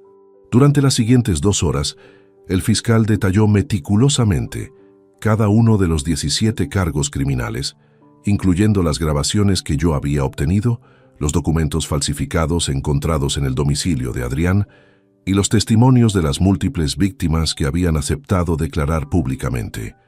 Cuando llegó mi turno de testificar el miércoles 17 de enero, caminé hacia el estrado con determinación absoluta. Era el momento de cerrar definitivamente este capítulo devastador de mi vida. Don Álvaro Mendoza Rivas, comenzó el fiscal, ¿puede explicar al tribunal las circunstancias que lo llevaron a descubrir las actividades criminales de su hijo? Durante las siguientes 4 horas, reconstruí cronológicamente toda la historia, desde la humillación durante la cena del domingo hasta el momento en que Adrián fue arrestado con documentos fraudulentos en mis propias manos. El tribunal escuchó las grabaciones completas donde mi hijo confesaba sus crímenes y amenazaba con hacerme declarar mentalmente incapacitado. Don Álvaro, continuó el fiscal, en algún momento su hijo mostró remordimiento genuino por sus acciones. Jamás, respondí con claridad absoluta. Incluso después de su arresto, durante nuestra última conversación telefónica, su única preocupación era recuperar acceso a mi patrimonio. En ningún momento expresó arrepentimiento por el sufrimiento causado a sus víctimas. El abogado defensor de Adrián, José María Herrera, intentó durante el contrainterrogatorio presentar a mi hijo como un joven confundido que había cometido errores por presión de Nerea y sus contactos criminales. Don Álvaro, ¿no es posible que su hijo fuera víctima de manipulación por parte de terceros más experimentados en este tipo de actividades? Señor Herrera, respondí firmemente, las grabaciones demuestran claramente que mi hijo era el cerebro intelectual de la operación. Él diseñó las estrategias de manipulación psicológica, él coordinó las falsificaciones documentales y él, personalmente, amenazó a múltiples víctimas. No era una víctima, era el líder de la organización criminal. Cuando terminé mi testimonio, Adrián solicitó permiso al tribunal para dirigirse directamente a mí. El juez accedió, advirtiendo que cualquier intento de intimidación resultaría en cargos adicionales. «Papá», me dijo con voz quebrada desde el banquillo, «sé que cometí errores terribles, pero sigo siendo tu hijo. ¿No hay posibilidad alguna de perdón?» Su apelación final me generó una mezcla de tristeza y determinación. «Adrián, tú dejaste de ser mi hijo cuando decidiste convertirte en un depredador que tortura a ancianos vulnerables. El hombre que está sentado ahí es un criminal que casualmente comparte mi apellido, pero ya no es mi familia». La expresión de devastación total que apareció en su rostro fue visible para toda la sala. Era el momento en que finalmente comprendía que había perdido irrevocablemente todo lo que realmente importaba en su vida. El juicio continuó durante 2 semanas más, con testimonios de víctimas, peritos psicológicos, investigadores financieros y otros testigos que confirmaron la naturaleza sistemática y premeditada de los crímenes de Adrián y Nerea. Carmen Jiménez, la viuda del empresario sevillano que había fallecido por el estrés causado por la estafa, ofreció el testimonio más devastador del proceso. «Señorías, estos criminales no solo robaron el patrimonio de mi esposo, le robaron su dignidad, su paz mental y finalmente su vida. Roberto murió creyendo que era una carga para su familia, cuando en realidad nosotros lo amábamos desesperadamente». Cuando Carmen terminó su declaración, varios miembros del jurado tenían lágrimas en los ojos. La humanización del sufrimiento causado por Adrián había tenido impacto profundo en quienes decidirían su destino. El viernes 1 de febrero, después de deliberar durante 6 horas, el jurado emitió su veredicto, culpable en todos los cargos para ambos acusados. El lunes 4 de febrero, durante la audiencia de sentencia, el juez presidente pronunció las palabras que habían estado esperando todas las víctimas y sus familias. A Adrián Mendoza Castillo, este tribunal lo condena a 14 años de prisión por los delitos de estafa agravada continuada, falsificación documental, coerción psicológica y pertenencia a organización criminal. Adicionalmente, deberá indemnizar a las víctimas con la cantidad total de 2.400.000 euros. Nerea Vidal Santos, este tribunal la condena a 12 años de prisión por los mismos delitos, con obligación de indemnización conjunta. Cuando el martillo del juez selló definitivamente la sentencia, sentí una liberación emocional que había estado esperando durante casi un año completo. La justicia había funcionado. Las víctimas habían obtenido reconocimiento y mi hijo finalmente enfrentaría las consecuencias completas de sus decisiones criminales. Al salir del tribunal esa tarde, los periodistas me rodearon solicitando declaraciones sobre mis sentimientos respecto a la condena de mi hijo. Mi único sentimiento es satisfacción por saber que la justicia ha protegido a la sociedad de un depredador peligroso, declaré públicamente. Espero que esta sentencia Envíe un mensaje claro a otros criminales que consideren aprovecharse de personas vulnerables. Las consecuencias serán severas e inevitables. Esa noche, mientras cenaba tranquilamente con Pilar, reflexionamos sobre el cierre definitivo de este capítulo doloroso de nuestras vidas. Álvaro, ¿sientes paz ahora que todo ha terminado? Completa paz, amor mío.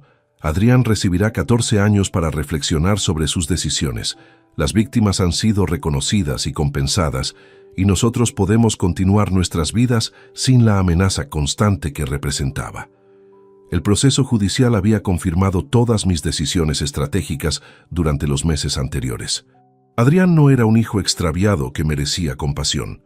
Era un criminal profesional que había elegido conscientemente lastimar a personas inocentes para beneficio personal.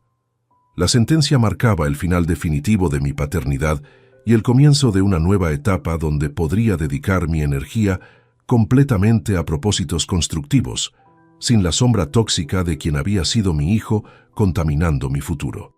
14 años era tiempo suficiente para que Adrián comprendiera completamente el precio de traicionar la confianza familiar y elegir el camino de la crueldad criminal. Han transcurrido ya 2 años desde que la justicia selló definitivamente el destino de quien una vez fue mi hijo, y puedo afirmar con absoluta certeza que cada decisión que tomé durante esos meses devastadores ha demostrado ser correcta. Hoy, mientras escribo las páginas finales de mi libro autobiográfico, en mi estudio renovado, reflexiono sobre la transformación completa que experimentó mi vida después de enfrentar la traición más profunda que un padre puede vivir. La Fundación Mendoza para la Protección de Adultos Mayores se ha convertido en una institución reconocida nacionalmente, con oficinas en 12 ciudades españolas y un presupuesto anual que supera el 1.000.000 de euros. Durante estos 24 meses, hemos prevenido más de 300 estafas similares a la perpetrada por Adrián, salvando patrimonios familiares por valor superior a los 15 millones de euros.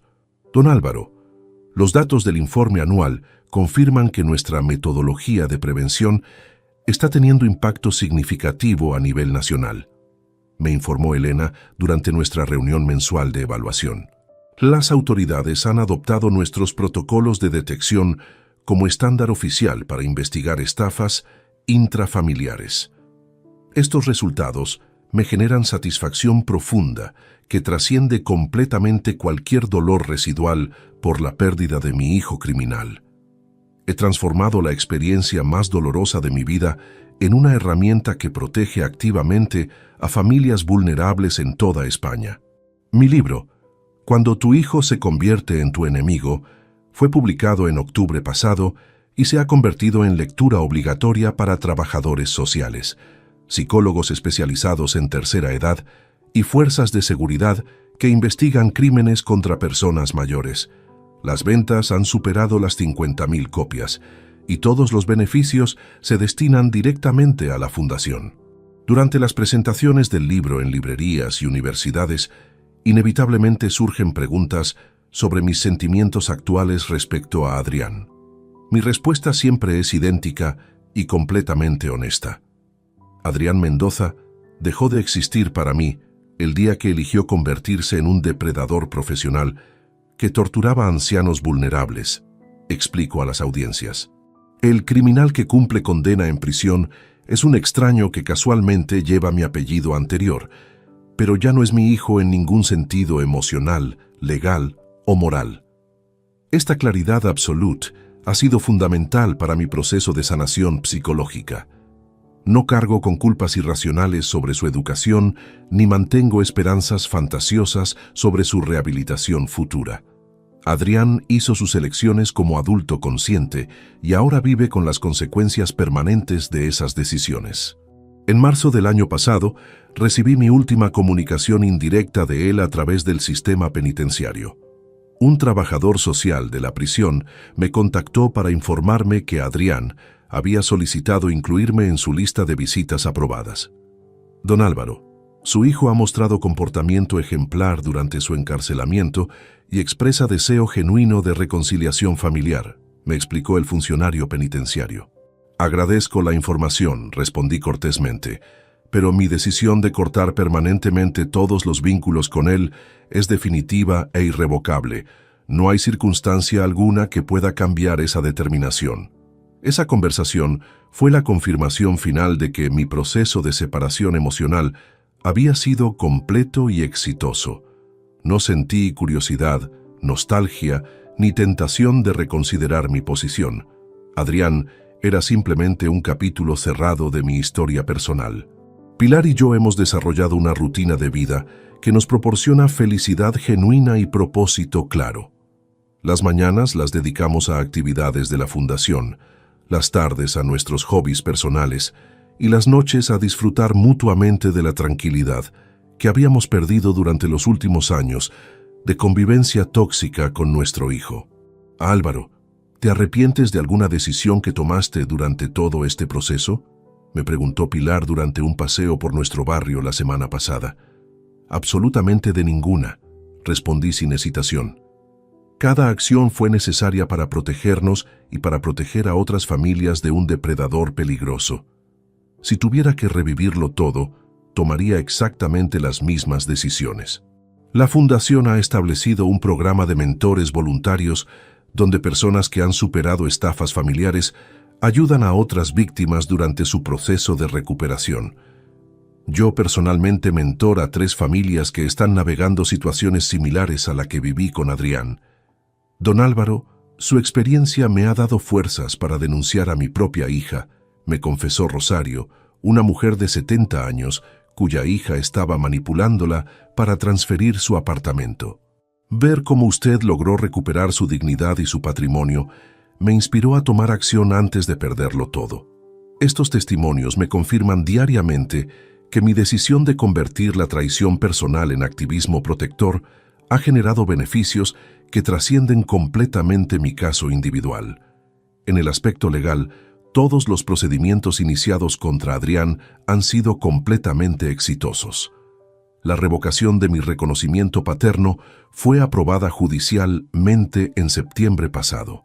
Legalmente, ya no existe vínculo alguno entre nosotros y él ha perdido oficialmente el derecho a utilizar mi apellido. Su nuevo documento de identidad lo registra como Adrián Castillo Vidal, combinando los apellidos de Pilar y Nerea. La ironía de que haya terminado llevando el apellido de su cómplice criminal me resulta apropiada simbólicamente. Económicamente, mi patrimonio se ha fortalecido considerablemente durante estos 2 años. Al eliminar los gastos ocultos que Adrián generaba a través de sus manipulaciones financieras y al no tener que mantener reservas para su herencia futura, he podido optimizar completamente mis inversiones y donaciones caritativas. Mi testamento actual destina 70% de mis activos para Pilar, 20% para la fundación y 10% para instituciones médicas especializadas en tratamiento de víctimas de estafas psicológicas. Es una distribución que refleja mis valores actuales y mi compromiso con causas que generan impacto social positivo. Físicamente, mi salud ha mejorado notablemente desde que eliminé el estrés constante que generaba la presencia tóxica de Adrián en nuestras vidas. Mis chequeos médicos anuales muestran indicadores excelentes para un hombre de 66 años y mi energía diaria es superior a la que tenía 5 años atrás. Emocionalmente, he alcanzado una estabilidad y satisfacción que no había experimentado en décadas. Despertar cada mañana sabiendo que mi día estará libre de manipulaciones, mentiras y amenazas familiares me proporciona una tranquilidad que había olvidado que existía. A las personas que me preguntan si extraño algún aspecto de mi relación anterior con Adrián, siempre respondo con honestidad absoluta. Es imposible extrañar algo que nunca fue real. El hijo que creí tener durante 32 años era una ilusión. El criminal que fue arrestado era su verdadera personalidad. Esta claridad ha sido liberadora en formas que no habría anticipado. Me ha permitido invertir mi energía emocional completamente en relaciones auténticas y propósitos constructivos, sin desperdiciar recursos mentales en nostalgias infundadas. Mientras concluyo esta reflexión final sobre mi experiencia, quiero enfatizar la lección más importante que he aprendido. Proteger a la familia a veces requiere expulsar de ella a quienes han elegido convertirse en amenazas. El amor paternal auténtico incluye la responsabilidad de impedir que los hijos criminales continúen dañando a personas inocentes. Adrián tendrá que cumplir 12 años más de prisión y después deberá reconstruir su vida completamente sin apoyo familiar, sin patrimonio heredado y con antecedentes criminales permanentes. Esas son las consecuencias naturales de haber elegido el camino de la traición y la crueldad sistemática. Mientras tanto, yo continuaré dedicando mis años restantes a propósitos que honran la memoria de las víctimas que no tuvieron la suerte de detectar y detener a sus depredadores familiares a tiempo. La mejor venganza contra Adrián ha sido demostrar que su traición, en lugar de destruirme, me transformó en una fuerza protectora más poderosa y efectiva de lo que jamás habría sido sin esa experiencia dolorosa. Al final, él perdió todo, mientras que yo gané propósito, paz y la satisfacción profunda de saber que su legado criminal se ha convertido paradójicamente en una herramienta para el bien común. Si te gustó esta historia, dale like al video, suscríbete al canal y comparte tus impresiones en los comentarios. Para escuchar la próxima historia, haz clic en la caja de la izquierda. Gracias por vernos.